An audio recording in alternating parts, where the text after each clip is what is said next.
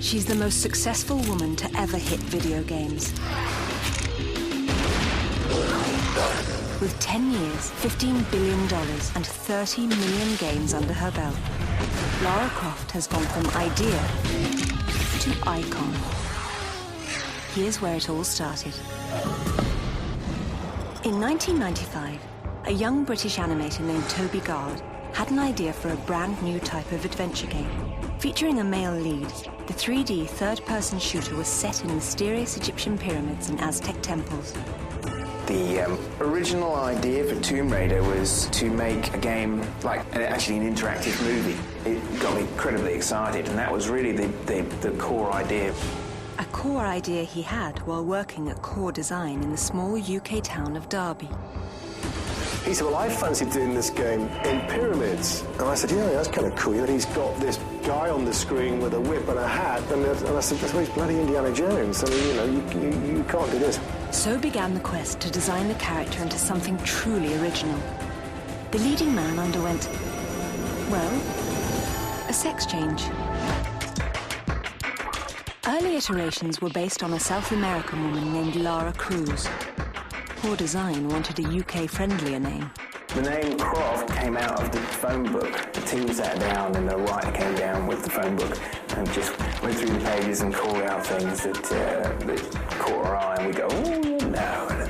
Several names were put to a vote. Lara Croft took first place.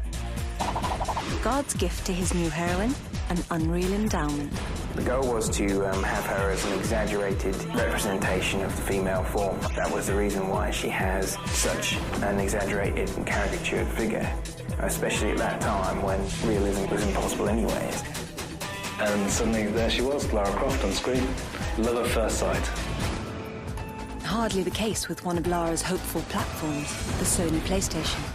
Believe it or not, Sony USA initially rejected early versions of Tomb Raider, asking for more materials and a better game. Long hours and late nights became the norm for the six-man creative team at Core Design, including an ambitious young engineer fresh out of school named Gavin Rummery. I created this tool called Room Edit because the whole game was set in tombs, and it seemed a very good idea. We built rooms connected through a doorway into another room. I was thinking like Tutankhamun's tomb, things like that. That's the kind of thing we'd be doing. The results? A groundbreaking and innovative system of grids and complex levels. The intuitive control system allowed a vast set of athletic moves and mobility through water, which would blow popular 2D side-scrollers of the time out of the water. Sony was sold and eventually got on board alongside Sega Saturn. On Halloween Day 1996, Tomb Raider hit store shelves. The title's impact on the industry was instantaneous. Praised by critics for its gorgeous graphics, crisp full-motion video cutscenes and unprecedented gameplay, Core Design and parent company Eidos had a hit. The first day's sales was extraordinary. You know, she went straight to #1 in a matter of minutes, effectively, and stayed there for a very, very long time.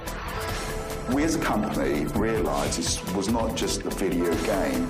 It had all the attributes, all the foundations, all the platforms to actually turn it into a true entertainment product. I've been told that if you took all of the copies of Tomb Raider that were sold and piled them one on top of the other, you'd have a building 27 times the height of the Eiffel Tower. What a monstrous, monstrous hit it is. But not everyone decided to share in the riches. In 1997, at the height of Tomb Raider's commercial success, Lara's creator decided to leave the company. Because a character like Lara Croft is essentially an asset for a company, there's always going to be opportunities for sorts of cross-promotional stuff. I certainly had a major problem with the way that Lara was being portrayed in the beginning of the franchise. I don't think that the character would ever get into Maxim-style poses. Lara was his baby, and then people got on top of it, and they suddenly went, right, we're going to do it this, we're going to do that. And he really resented that, and he really didn't like that. That really upset him a lot. With 7 million units of Tomb Raider sold, Eidos knew the show had to go on. Designers at Core instantly began work on a sequel. Toby was gone, but the question remained. Would Lara work without her creator? Next week, Gametap TV continues the exclusive look at the franchise that changed the face of video games. The goal was to have her as an exaggerated representation of the female form. Some fantasies do become reality. 10 years of Tomb Raider, a Gametap retrospective. Catch all of the webisodes on demand, only on Gametap TV.